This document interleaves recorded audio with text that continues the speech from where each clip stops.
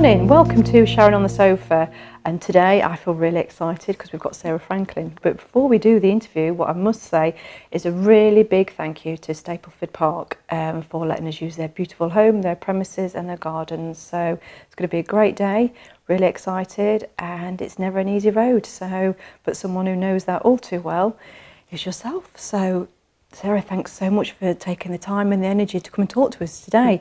I've got a few questions to go through, but first of all, for our audience, can you just tell us a little bit about, because you're also the MD ISIS Legal, aren't you? Yes. And I know you're here in your racing car, driving and everything else, but just tell us a bit about the business side before we go into too much detail about yes, the day job. Yeah, the day job is I'm a lawyer. Yes, yeah. I've been a lawyer for a long time. As soon as I finished my A-levels, I went to work at a solicitor's office.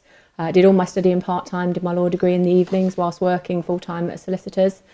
Worked my way through, did all sorts of areas of law, and then set up my own practice 10 years ago this year, ISIS Legal, with an office now in Melton Mowbray and in Kettering. Oh wow! So, God, 10 years, that's an achievement in itself, isn't it? It is, we'll have a party, I'm sure. Yeah, invite us. Yeah. I will. Definitely. So, what's kept you going in all of that? When you think of the business world, how have you, done that? How have you made it happen? I think variation for me. I never specialised in just one area. I'm very much what I call a general practitioner. I've covered lots of different areas, and although recently, because of the other part of my job with racing, I've become more of a specialist in motorsport law. I do cover as you do. I cover quite a lot of different areas, and I think having that variation is really important. And I still love what I do. I enjoy what I do. I also do a huge amount of networking. I think business networking is really, really important to make a business survive. And I'm a member of Business Network International, which is the largest referral organisation in the world. I'm now on the International Board of Advisors there as well, and that has made a huge difference in my business. It's continued to get clients in constantly. And I think a lot of people with solicitors now, they're going back to the wanting to have a family solicitor almost, that they have one person that they just keep referring work to if they need something doing. And it can be years in between when you see them, but you're still their solicitor. And I think more and more people are doing that now, and they want that direct contact with a local solicitor rather than all of these corporate organisations where you may never see anybody. And you don't just network, do you? You've got awards, and hasn't something happened over the weekend or something? Haven't you collected things, or yeah, that was more to do with the racing. I got the chairman's trophy at the British Women Racing Drivers Club Awards dinner a couple of weeks ago. So but I have had awards with networking as well. I thought you had. I thought we'd found some research that one. Off she goes. She collects another award. Yes. Add it to the trophy cabinet. Add it to the trophy cabinet. But first of all, I've got some questions for you. So if you don't mind, we just go through these. So the first one is, tell us a little bit more about what you do, and also, what's it like to be in the position that you're at the moment, and how difficult was it to get where you are in the racing world? So for our audience and our viewers who don't know anything about this, explain a little bit what you do, what you are, and how did you get there? How did you earn those points in a good way? Yes. Well, I didn't have a motorsport background, which I think is quite unusual. And my family were really not interested in motorsport at all. But for some reason, I've always loved cars since I was little. I remember as a little girl winding the window down to smell petrol when my dad filled up the car, and liking the smell of exhaust fumes and things like that, which was a little bit strange. So I didn't think about racing at all. And when I was doing my studying, once I'd qualified as a solicitor, I bought a little Lotus Elise and just did track days where you take your own car onto a track and just have a bit of fun. It's not competitive. It's just to enjoy driving a car as you'd want to, which you can't do on the road legally, obviously.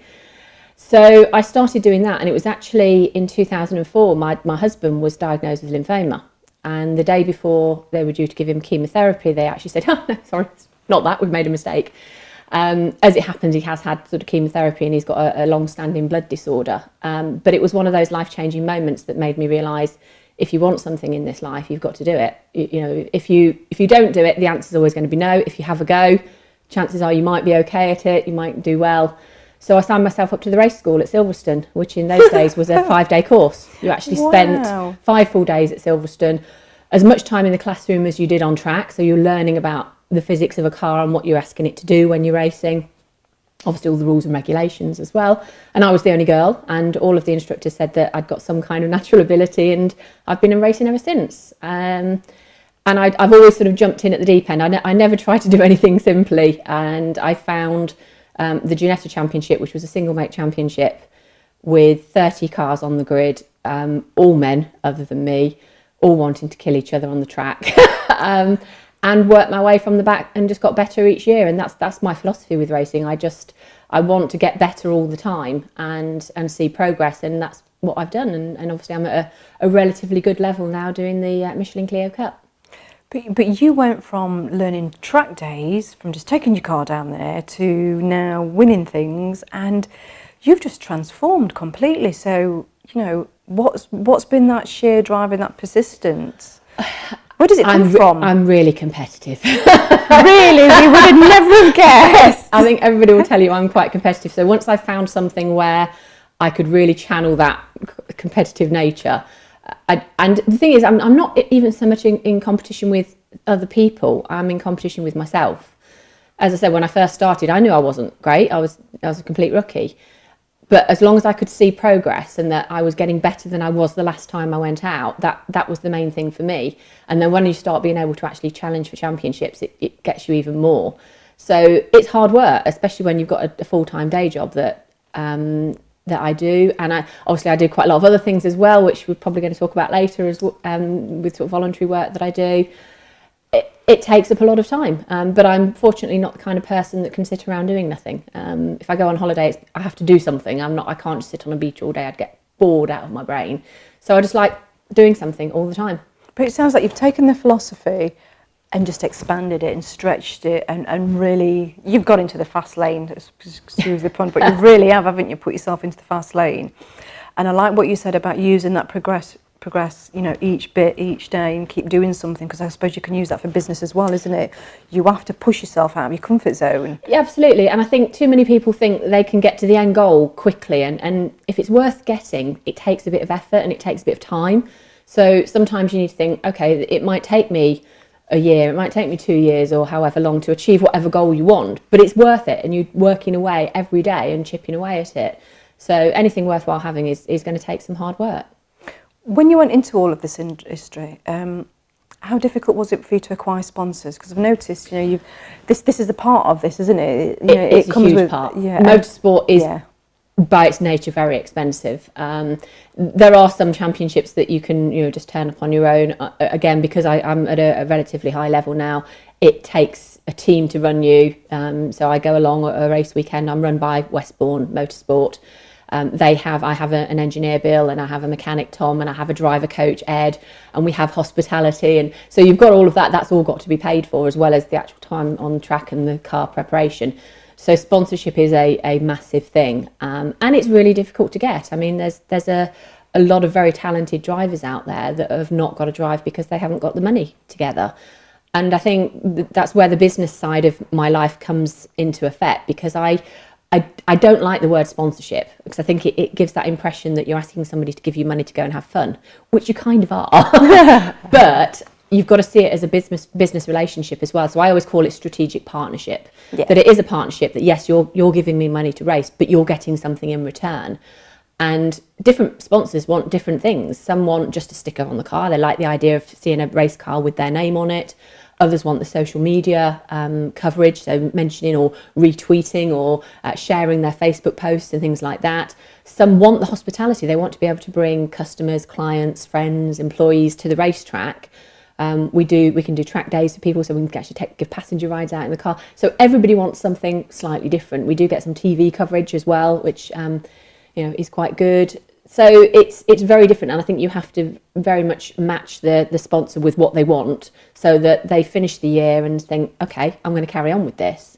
And I've been very fortunate. I've got some sponsors that have stayed with me for several years, including Campbell Nutrition, who's been brilliant. Well, can we talk about this? Because having done the research, there's a bit of a story behind the people behind this sponsorship, isn't it? I was really intrigued to find out more about it. Actually, there's a real story which involves my business world as well, because I was asked to go down to Brooklands race circuit to do some demonstration laps for them for an event that they were doing, an Auto Italia Day. And whilst I was there, it was a horrible day. It was wet, not very nice. Lots of people didn't come because it was wet. And there was a photographer, one of these that take your picture as you come into a car show, and then you can buy the pictures afterwards. And he wasn't having a great day because it was wet and horrible. And I got chatting to him, and it turned out that he actually lived very close by to me. And I introduced him into BNI, which has transformed his business as a result. But one of his best friends is Marvin Campbell, who is Campbell Nutrition, and Marvin's day job is a stuntman, which is, it's all how it all comes together is quite amazing. So he's done some amazing sort of stunt work, Casino Royale, Harry Potter movies, things like that. But he's really trying to push Campbell Nutrition, and he's an ex-gymnast as well. So that's why he's very strong on fitness and nutrition, which is great, because obviously as a racing driver, certainly your upper body strength is really, really important, and sort of general cardio, that sort of thing. And I've gone through lots of different types of nutrition and looked at different brands, but his is great because I think he's got the background. He knows what he's talking about, so he's not just plugging a brand and products because he knows that they work. And you can ask him for advice as well. So yeah, that's how that story came together. And it sounds like you've got a really good sponsorship leverage with each other, a bit like a relationship, a marriage in a way, isn't it? That the sponsor has got to get on with the people that they're sponsoring, So, and it definitely works. And it sounds like he's got the knowledge and the background as well to bring that to the table. Yeah. But what would you say has been one of the obstacles you've had to overcome to get this far? Because you've said a few times it's a very male-dominated world, isn't it? So, Yes. So what would you say to maybe not just women, but other people that want to get going, want to do this? It's pros and cons, I think. I mean, I'm on the committee of the British Women Racing Drivers Club, so we promote women in motorsport. And only 4% of race licence holders are women. And a lot of people will say to me, why are there not more women in motorsport? And I think it's twofold. I think, first of all, young girls are just never that interested in cars. They're horses or something like that. They're just not brought up, unless they've got perhaps a motorsport family that are interested in motorsport. They're just never around cars to get interested in them. And secondly, I think a lot of women have a self-preservation gene, especially if they're mothers, and they never quite push it right to the edge, which if you're going to be quick in a race car, you've got to do that. I don't think I possess that gene, which is why I've carried on. I see a lot of women come along, have one big accident and never come back. I've had my big accident. I barrel rolled 7 times at 110 miles an hour. How fast? About 110 miles an hour. I was blind when I got out of the car and then dislocated both of Just my throw that in shoulders. there, yeah. Just throw that in there. I was back in a race car within 4 months. I couldn't physically get in a race car before that because I'd bruised all my shoulders, but I was back in a cart within 2 weeks.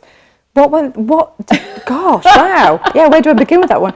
How did you bounce back from that? Was it more mentally, physically? I think the point was it wasn't my fault. I think when you have an accident on a racetrack, you're almost prepared that things are going to happen. You are pushing cars to their absolute limit, so things break. On that incident, it was a wheel. The wheel literally broke in half, and so just barrel rolled the car. And I think the fact that it's not your fault. And it's almost dangerous because you look back and you think, if I can walk away from that, I'm sort of invincible. It's a little bit dangerous, I know, but you have that feeling that if you're going to have an accident in a race car with a roll cage, with all the safety equipment and your helmet and everything else, and you've got the marshals and medical staff a few seconds away, it's the best place to do it.